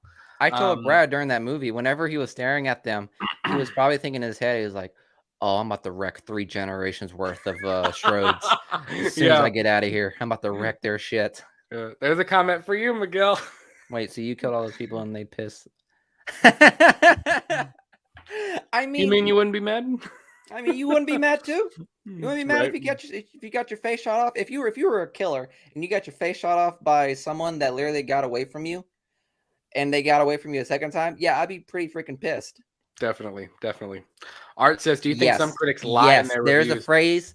That is a phrase I hear all the time. It's like, I like to stir the pot. I like to stir the pot. That's how critics become so popular. It's because their main goal is to say something controversial. That's how they get their name out there, and that's how they become more well-renowned critics, if they are able to say something controversial and it actually hit. You know what I mean? Yeah. Yep. So I think that's why a lot of critics literally live off of negative reviews. Like, that's how it goes. Like, you're more well known for criticism than praise, if that makes sense. Right. So I remember Dave McRae said something on his show one time about, because his dad was a journalist. And I remember he said something about it doesn't matter if they like you, it's if they're reading you or if they're watching you. And I think that's kind of the way some of these critics are almost, it doesn't matter as much. They don't really care if they're liked. They don't really care what people think of their reviews. They care that people are reading their reviews. And I think that's kind of, that's kind of stuck with me since he said that. I really like that. So I agree with that. And then you can take that in. What was that? Yeah, dude, Yeah. definitely. JT, 100%. I haven't even really heard anybody else say that. I know a lot of people are like, "Oh, he was going after her from the time he escaped from the bus."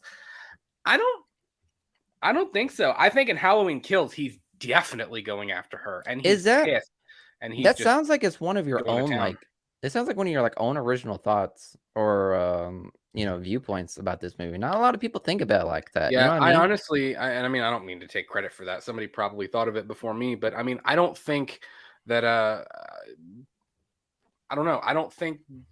I don't know that. That's kind of struck me. You know what I Mhm. mean? Like that has really kind of struck me as like. Uh, I just feel like he didn't care. He didn't remember her. He's been mindless sitting in a cell for 40 years. Or like we saw him at the beginning of 2018 where he's shackled and he's just standing out there in the sun getting his 25 minutes of sunlight that he gets every day. You know what I mean? Yeah, my man's Um, bald too. He's gotta have sunburn on his head. Faux show. Let's finish this review real quick. There's not too much left. Thankfully, 3 the real stars. plot is back with Laurie Strode and her family. That said, Jamie Lee Curtis is severely underutilized after Laurie picked up a stab wound in Halloween, but it's not whatever. It's not underutilized though. Like it makes sense in the story you're trying to tell. This is an ensemble film. This is not another Laurie against Michael.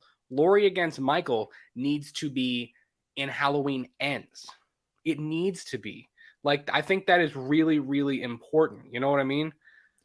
That makes me wonder, is this shot right here, is that gonna be at the end?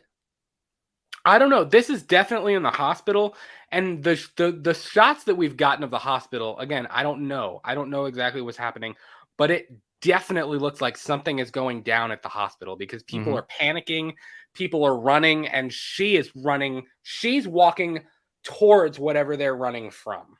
mhm. So, uh, Draven says it's the Gale Weather syndrome.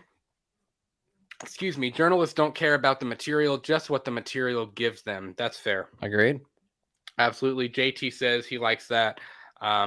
It was Laurie going after Michael. Yeah, definitely. I would definitely It say was this is definitely the probably other way around. Like, because if Halloween you think 2018 was definitely a Laurie stalking Michael yes. aspect, yeah. There And were this one is even gonna some of the reversed shots, like when Allison was sitting in school and she looked out and Laurie was watching her. I Laurie. I told Brad when I saw that scene, I was like, Hmm. I feel like Allison should probably go to his grandma and be like, "Listen, I understand, but just don't do that shit." You She like, goes let's out be there. honest. Boundaries. Boundaries. Also, I remember telling, Brad, there was a scene between Lori and Allison where, like, Lori gives Allison the 5 grand, right? The 5 Mhm. grand, and he was like, "Here, Allison, this is for you. What are you gonna do with it?" Go to And Mexico. Allison was like, "Yeah, I might just take it to college or something like that." He says, "Why don't you just go to Mexico?" I was like, "What kind of grandmother are you right now?" This grandma sounds like a fun grandma. She says, "You know what? Fuck education. Fuck your life. Just go to Mexico and live it." Go to I Mexico. was like, "Really?" So I was just kind of thrown off by that. That's Laurie. That's Haddonfield Memorial calling you. Oh yeah, for sure. Let's finish this guy out. And let's see, where are we at? But I can't help thinking that this is by design, passing the baton to the next generation of teen scream queens, perhaps. I don't think that at all. Laurie's daughter, played by Judy Greer, is once again a clueless delight, while her granddaughter, played by Andy Matichak, is the one who puts up a real fight this time. And moving on. And fight she does. The fight. Jesus. Jesus. Uh, the fight scenes in Halloween Kills really shine as the shape slugs it out with a combination of brutal efficiency and supernatural strength. Miguel, there's your supernatural word again. Unfortunately, much of the acting elsewhere is far less convincing as minor characters chew their way through most of the scenery. However, there are some neat jokes as Michael's victims reach for an increasingly pathetic arsenal of weapons to defend themselves. One of them literally jumps at their own reflection. Okay. Director David Gordon Green returns after having deftly assembled a great sequel in the 2018 Halloween. But while you have to applaud him for trying to reach something new in Halloween Kills, it just doesn't work quite as well as his previous offering. The ridiculousness of some of the film's deaths work against itself. Yes, it adds a moment of levity to an otherwise brutal story, but it also knocks the wind out of its sails as the most inopportune moments. There are, however, some gleefully gory moments that will please die-hard fans. Watching Michael Myers literally rise up from the ashes while simultaneously beginning another killing spree is a joy to behold, even if Halloween Kills does get a bit silly later on. Nevertheless, Halloween Kills is a sincere and faithful love letter to the Halloween saga. It's a delightful romp through the series past and present, and it's always a spine-tingling delight to hear that iconic theme tune once again. Most importantly, Halloween Kills sets the stage for even more bloody thrills. The torch has been passed to the next generation of wide-eyed babysitters, and it looks as though Michael Myers will prowl in the shadows once more. Evil dies tonight, not likely, and they give it a 3-star rating. 3 stars. I mean, that's okay. It's okay. It's I kind of disagree with the whole passing the torch to the next babysitter. He's not like he can't survive Halloween Ends. He can't. no. He can't. And I hope he doesn't. I sincerely hope. And even as I mean, look behind me. Like, I'm a Halloween fan. Like, I have masks up here. I have my Silver Shamrock thing. Literally up above me is all Halloween stuff. Like, I am a Halloween fan. But Michael should not survive Halloween Ends. He shouldn't. So I think anybody who's thinking this is just going to be like another line of endless sequels, I don't think that's true at all. So I think this is a means to an end. That's the best way to put it. I think so too. I think they are building to the conclusion of the original story. I don't think we will ever get an original, like a sequel to the original, because I mean, what are they going to do? Are they going to bring Jamie Lee Curtis back when she's 90? Are we going to bring, you know what I mean? John Carpenter's up there. I mean, like we can't bring these people back anymore, you know, and that's fine. Like, let it die. Remake it in a decade. Cool. JT says, odd off the wall question. I wonder, since Lori burned her house down, where does she get clothes? Where's she gonna live? Does she take the $5 grand back from Alice? Does she take the 5? They're sitting in the hospital. Michael's out. Everybody, the mob is forming. It's just like chaos unfolding in Haddonfield, and Lori just goes, Allison, I'm gonna need that $3 grand back. Yeah. I'm gonna need that $3 grand back. Lori, in that scene where Lori says like evil has died or tonight, thinking that Michael is dead. She probably looks at Alice and be like, "Hey, by the way, my house is like, I don't know, you guys know, my house is down. Evil dies tonight, and so does your bank account." Oh my goodness, was funny. That's funny. The OCT says 37 days left. 37 days left, my friend. 37 days, and we will finally get to see Halloween Kills. Good question, but most likely she will die on Halloween Ends, so the house doesn't matter. I hope so too. If you watch our show, I've said this a million times. I hope Lori and Michael end up killing each other. I really do. Do you think after Halloween Ends, they should do a direct sequel to Halloween 4? I think if they're going to do one of those two, I would rather do a sequel to Halloween 4, considering that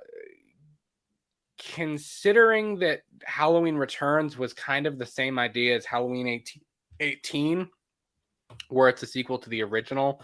I don't really think they should do that. Bello D Gaming says, spoiler talk, I don't mind.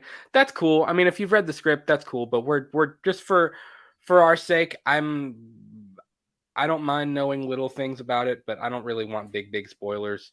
That's a personal thing. Draven said, at least you'll have plenty of houses to pick from in Haddonfield since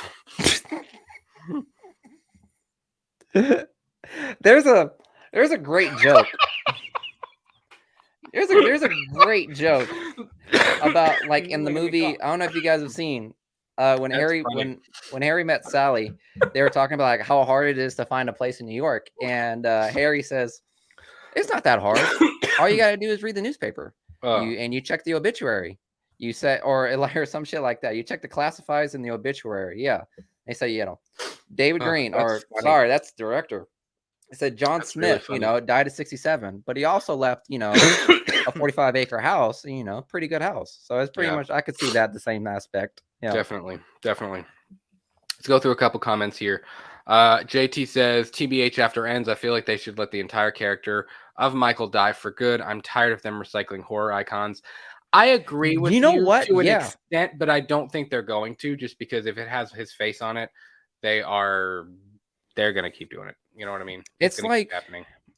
it's like the which no offense, I'm sure it would be good. Bello It's D like the Gaming, thank you so much. Thank you, thank you. Sorry, Miguel, oh, sorry to thanks, man. interrupt you. Thank you so No. much for subbing. That topic right there is pretty interesting because it's like we are in a reboot era, so to speak. Mhm. Because take a look at the whole like Fresh Prince of Bel-Air reboot. It's like Whatever. it's like our generation of like entertainment is like there's no more originality. It's just let's reboot this because obviously because the name it'll make money. There's no sense of originality now at this point, and it's getting kind of sad to some aspect. That's It's fair. like the saying. It's also saying like if Forrest Gump was put out now, it wouldn't have done well in the box office because it just no one really cares for like any like type of original aspect. It's just we want a reboot version or we just want this popular name or title or character in this movie and yeah, we'll go see it. It's pretty much the Yeah, same aspect now. that's fair. That's fair. Kevin says they should do a direct sequel to Halloween 3. Throw Tom Adkins some work. I don't know if I'd do a direct sequel to Halloween 3. I would definitely do a remake. I think if they're going to I think they should remake Halloween 3 before they should remake the original Halloween because Halloween 3 has so much cool potential, man. It really really does. But I mean, dang, that's such a cool storyline. We have 18 people watching, by the way. If you haven't already, please, please, please leave us a like. That'll help us out a lot. Consider subscribing to our channel. We're a podcast. We do new shows every Monday and Friday. Thank you so much for hanging out with us tonight, guys. You guys are awesome. Man, the chat's going quick. I love it. I love seeing the chat go quick, but I'm also like, crap, like I can't keep up with it all. Bella D Gaming says Michael without a mask. He was actually covering his face. Wonder what will happen there. I think that will be an interesting scene. Definitely. Are you talking about when I believe it's Lindsay is trying to like stretch it off of his face and he's like, Gah! Like it looks really like nasty when it's like stretched. Really cool. Yeah. Would Draven, we want to see like an actual like front view of his face? I don't think so. I'm No. good. I don't need full frontal nudity. I just need like I'm fine with seeing like the side of his face like we did in Halloween 2018.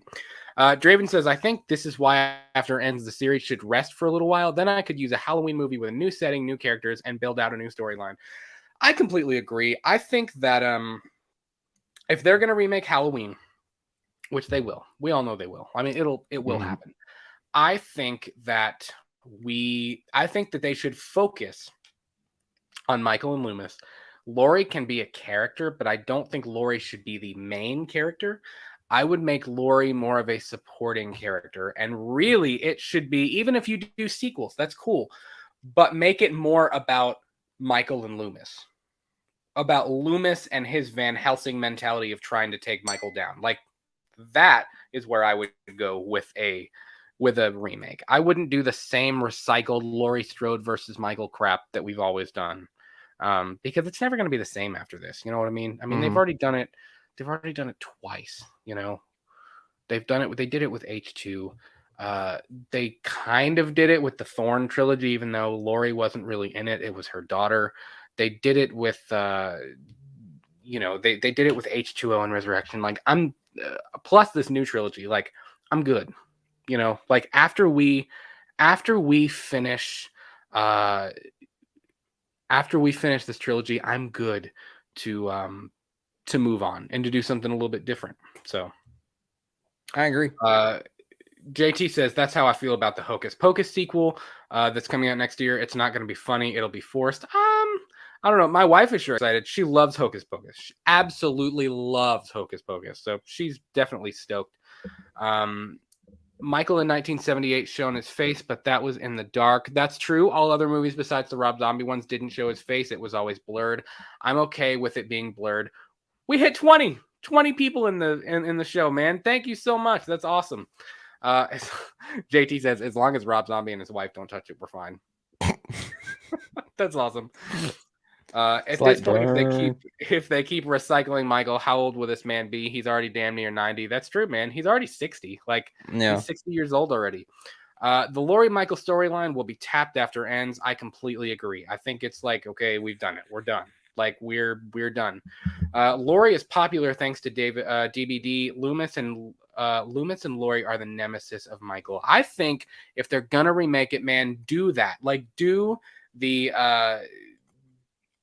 Loomis versus Michael Van Helsing. Loomis is like made it his life mission to track him down. Like that's where I would go. Me personally, that's what I would like to do with it. Yeah. Directors, write that down. Write that down. Write that down. Let's do this. Let's go for like 10, 15 more minutes, and then we'll wrap it up. So let's do this. While we didn't even, I don't know. There's a lot of negative reviews. A lot of the critics' reviews are negative. Initially, there was a lot of positivity. So we're on Twitter. If you guys, if you can see this. So we're on Twitter right now. This is hashtag Halloween Kills. I believe it's still trending. So I just wanted to hop on here. Let's just see what people are saying on Twitter. Have you seen? Okay, I've got a 46 right now on Rotten Tomatoes. Whatever. I was gonna send that to you because I saw that this a couple hours ago. I was like, interesting. It's different from what you were telling me. These damn critics don't know what the hell they're talking about. To me, she will always be Laurie Strode. I'm sorry. I'm so proud of this woman. She definitely deserves this type of award. Jamie Lee Curtis, the original Scream Queen and final girl of the horror world. In my opinion, the crowd remains with her. Even if her other genre movies, she does a great job at portraying her characters, and I completely agree with that.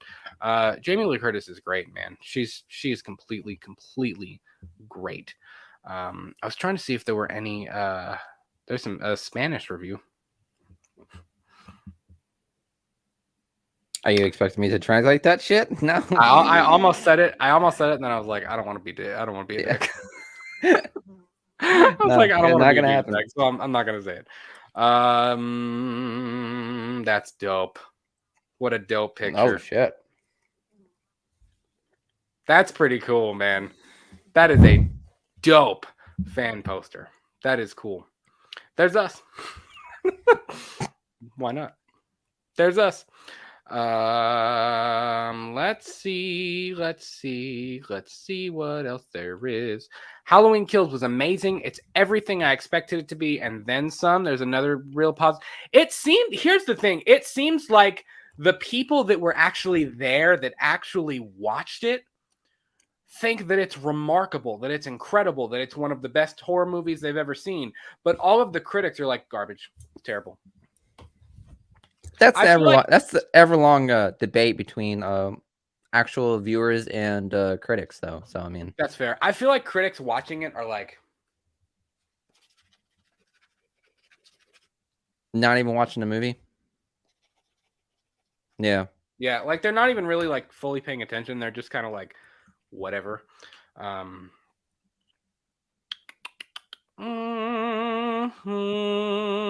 Let's check out Movie Web. Let's see what they're saying on Movie Web. I gotta click another tab. Hold on here. Where is it? Movie Web. Let's see what people are saying on here. Halloween Kills first reactions are split, but everyone loves Michael Myers and his kills. Halloween Kills was given its premiere at Venice International Film Festival today. We already know this. With you. Hey, YouTube channel Fandom Empire. There we go. They're getting that shout out. Very cool. The report from the screening, which matched other reviews and comments that came from the screening, read, "There's truly never been a slasher film that encapsulates and tackles all that Halloween Kills does. Let's make one thing perfectly clear. This is Michael Myers' film, but that doesn't mean it comes at a sacrifice to the returning legacy characters. Michael Myers is brutal and an unkillable force. It's a big film. It is truly an ensemble film and stuns in its cinematography. Halloween Kills succeeds as an emotional, brooding, and brutal slasher film. This is David Gordon Green's Empire Strikes Back. It is his Dark Knight. This is Halloween Kills." That is damn. Jack to the tits. Dope. That is freaking amazing. That is awesome. Twitter user MDTSmet echoed the sentiment, saying Halloween 2018 is Laurie Strode. It's messy but warm and likable. We read that already. However, as the critics took over, the overwhelming show of love suddenly took a downslide. IGN gave a short overview that seemed to sum up many of the critical reviews with the comment, Halloween Kills delivers deliciously gory kills and deliciously? It's an odd way to put that. Deliciously gory kills and nods to the John Carpenter original classic, but still feels like half a movie. Variety certainly didn't hold back with their review, which said that the movie would reignite nostalgia for mediocre slasher sequels. While they praised Green for his first stab at the Halloween franchise with this 2018 movie, according to them, the sequel fumbles the ball when it becomes a desperate bottom line fixated sequel. They seal their version of events with a brutal slash of their own, commenting, after 40 years, that mask is more expressive than any of the actors in Halloween Kills. Ouch. That's pretty... Damn. As the Rotten Tomato reviews rolled in, it didn't get much better. David Rooney of The Hollywood Reporter said, the latest installment is like a latex ghoul mask, so stretched and shapeless it no longer fits. We read that a little bit ago. Yeah. IndieWire's Ben Kroll commented, an almost elemental slasher outing unclouded by conscience, remorse, or delusions of morality. What the hell does, like, what? Like, I don't know. Then Robbie Collin of UK's Daily Telegraph hammered home with Halloween Kills certainly feels like more Halloween, but the game board is left exactly as it was found and its readiness for round 13. The only thing that advances is the body count. There were, however, some positive critic reviews who were happy to counter the negatives and join those first enthusiastic fan reviews in praising the movie for what it is. Said Ben Rolfe of Discussing Film, Halloween Kills takes the slash and slasher up to 1,000, and that's all the better for it. Jonathan Romney of The Guardian commented, 40 years after John Carpenter made the defining slasher movie, director David Gordon Green has made a credible stab, as it were, at reanimating the title. And Asher Luberto of The Wrap said, for all the deep and troubling psychoanalysis of this film, it's also a textbook Halloween movie. And there's a couple of tweets. There's a couple of, here's a different one we haven't seen. Halloween Kills is a darker, meaner, more disturbing entry of the franchise. Disturbing. I like that word to describe it. It's better than deliciously. I know, right? Deliciously. I was like, what? Disturbing entry in the franchise. The kills are absolutely brutal and shocking in the best way. It was great seeing old characters again, and there is a flashback that blew my mind. Sadly, this is 100% half a film, and it ends abruptly. Oh. Interesting. Damn, that was somewhat of a spoiler, I guess. I know, somewhat. So, I don't know. I mean, it seems pretty... it seems pretty split. Mm-hmm. It does. I mean, again, it seems like people that actually saw it today in Italy love it. Completely love it. It's delicious. It's brutal. It's emotional. It's all of the things that we want it to be, that we've heard about it. But the critics seem like it's mediocre. That's what they seem. I think I still stand by my initial thought in that I think I'm going to love it. Me personally, I think I am going to love it. I really, really do. And I think I'm going to like it too, honestly, because again, I wasn't a Halloween fan, but since seeing the trailer, it kind of made me more excited about it. Generally because, one, there wasn't many good movies out, and two, based off of Brad's love for it and him just continuously like hammering into my head, I was like, okay, I might as well just give this a shot. And then when Halloween Kills trailer came out, I was like, holy fuck, we're in for a ride now.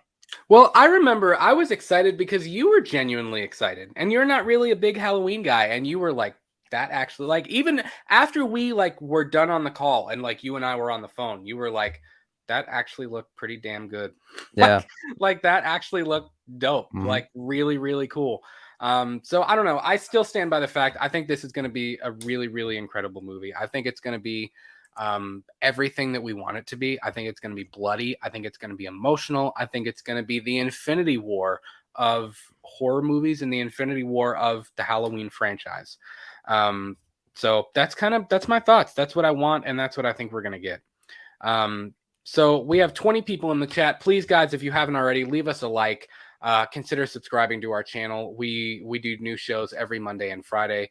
Let's use these last couple of minutes to check out the chat. Let's see what you guys are saying, and then we'll skedaddle because homeboy needs to go to bed.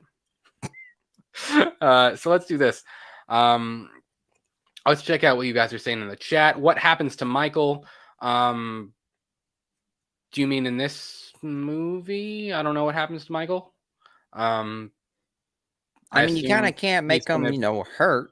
You can't hurt him in this movie because you have an entire different new movie coming out next year. You know what I mean? Yeah. I mean, I think he will. I think he'll be hurt, but I think part of the supernatural aspect to this is that it's like, how is he doing this while he's hurt? He's been shot. He's been stabbed. He's been all of these things.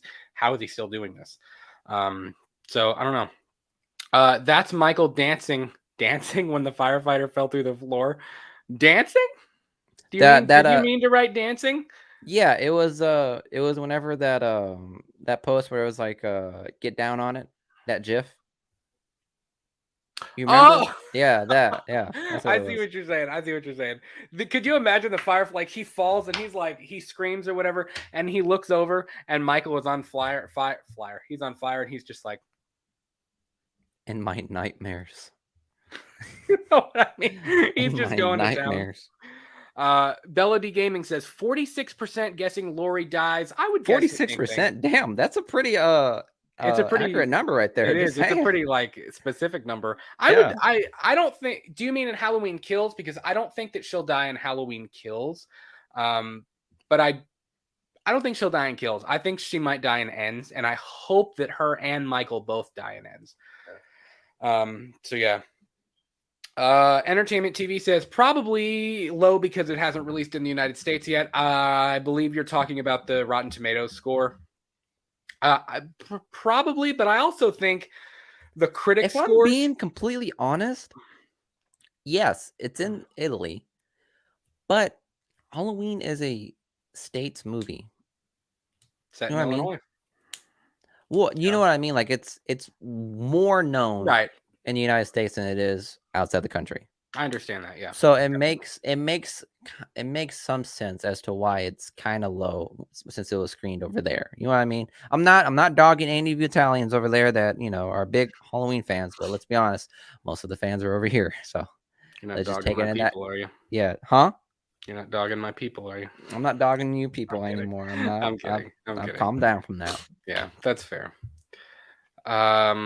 I ship Michael and Lori thanks to Jamie Lee and Nick Castle fooling around making them like lovers. What? What? I don't. Bello D Gaming. I'm not. Thanks for the comment. But I'm honest. I don't really know what you mean by that. I'm not entirely positive what to think of that. We do ship them though. You also said too many big words to look intelligent. Yeah, like that one review. I don't even remember what it was said. That's how it's not memorable. You know what I mean? It's like the word I don't know. You don't need to use big words to describe a fucking horror movie, okay? You don't. It's good or it's bad. Simple as that. I don't know. JT says deliciously. Tell them to pack it up. I don't like that word. You mean JT? You're telling me that you are not going to be sitting in the movie theater watching Halloween Kills and watching him impale that firefighter. You're just gonna be like, that was delicious. Delicious. Oh my God. I'm thinking Barty Crouch and Harry Potter. Hello, Father. That's what I'm thinking right now. Jesus Christ. Entertainment, good night, man. Thank you for hanging out. You've been with us since the very beginning of the stream, almost 2 hours. Thank you so much for hanging out with us. Kevin says the critics that refer to it as an entry or installment are still linking it to Curse and Resurrection. They're not getting the new timeline. 100%. 150%. They don't understand that this is a sequel to the original. Well, a sequel to the sequel of the original. This is not Halloween 14. You know what I mean? Like, this is not that film. Yeah. And they don't. A lot of them don't get that. You're 100% right. Probably they're Friday the 13th fans and miss Jason. Yeah, that's true. They might be Maybe. Halloween fans and they miss Jason. Absolutely. Draven says, and I'm the high one. I'm like, oh Jesus. I'm not. We're not high. I can tell you that. We're definitely not high. I mean, I can speak for me, Miguel. I don't know if you are, but I'm definitely not. Pretty sober over here. Yeah. Halloween fan film says, I hope Halloween Kills as an opening title. I hope it does have an opening title. I think it probably will. I think it'd be strange to not, since every single Halloween film, no matter how good or bad, except for Rob Zombies, but they were a different thing entirely. I think it probably will have an opening title, definitely. John Kavanaugh, thanks so much for the comment, buddy. Recently drove to South Pasadena to visit the filming locations of the original Halloween movie. That's dope, man. Looking forward to seeing Halloween Kills. I'm thankful to both of you. Dude, thank you so much. Appreciate really appreciate that. That's awesome. We're thankful to you that there's 17 of you guys hanging out with us tonight. Jay says, I'm uncomfortable. Good. I'm kidding, man. We look, JT, man, let me tell you what, JT has been awesome. He has been incredibly supportive. And if you have not seen our episode that we did with JT, please go check it out. And please go check out his channel because the dude is awesome. And we're grateful to be your friend, brother. Thank you so much for all your support. He also says, Bello D Gaming is right. The guy who played the maskless Michael in the original movie said that Nick and Jamie fooled around. Yeah, that's going back to the whole Tony Moran thing. I don't want to. We have videos. If you really want to know our thoughts on that, we have videos on our channel about Tony Moran. I'm not going to get into that right now. I don't think that's true. There's nothing else credible about that. And I'm not attacking the dude, but I'm just not going to, I think that's T. Yeah. No, not you about the Michael and Laura. Oh, yeah. Okay, I see what you're saying, Draven. Thanks, buddy. Yeah, I really don't think there's any credibility to the Jamie Lee Curtis sleeping with everybody on set. I mean, I don't know. I wasn't alive in 1977, 78 when they filmed this. I have no idea. We could be completely wrong, but I have no idea. So who knows? Entertainment TV says, see you Friday. See you Friday, buddy. Don't know exactly what Friday is going to look like yet. I am going to be busy Friday night. We may have to film that episode in advance. If we do that at all. This was kind of an impromptu thing. So this may be this week's Let's Talk Movie News, but we'll see. We'll see what happens. We'll definitely be back this Monday. And I don't know, Miguel, I don't know about you. I want to start doing more live stuff. I really do, because this is fun. I like talking to people. You know what I mean? Yeah, 100%. Like, I really enjoy hanging out with you guys and talking with you guys and having that conversation. Like, that's part of the reason we wanted to do the show. So, I mean, that's part of the reason we got into this whole thing. So I love talking to you guys. I mean, it's, I've been looking forward to this. As soon as we figured out we were doing a live show, I was like, man, that's awesome. So, Bello D Gaming says, even now, Jamie and Michael have an image together. Yeah, but that's a joke though, too. I don't think are you talking about the one of Jamie Lee Curtis, like kissing whoever, I guess it's Dick Warlock. Like she's kissing the mask. I think that's just, the joke. I mean, I don't think it's anything like legit or anything serious. So be it. So be it, yeah. But all right, guys, we are at an hour and 57 minutes, and I think that's about going to do it for us. I'd say an episode number, but we don't really have an episode number. This was kind of an impromptu thing that we decided to do since all of this news was dropping. We wanted to hang out with you guys. Art says he's down for weekly lives. Man, you never know. I really do. Now that we started using StreamYard, so we're using a different platform.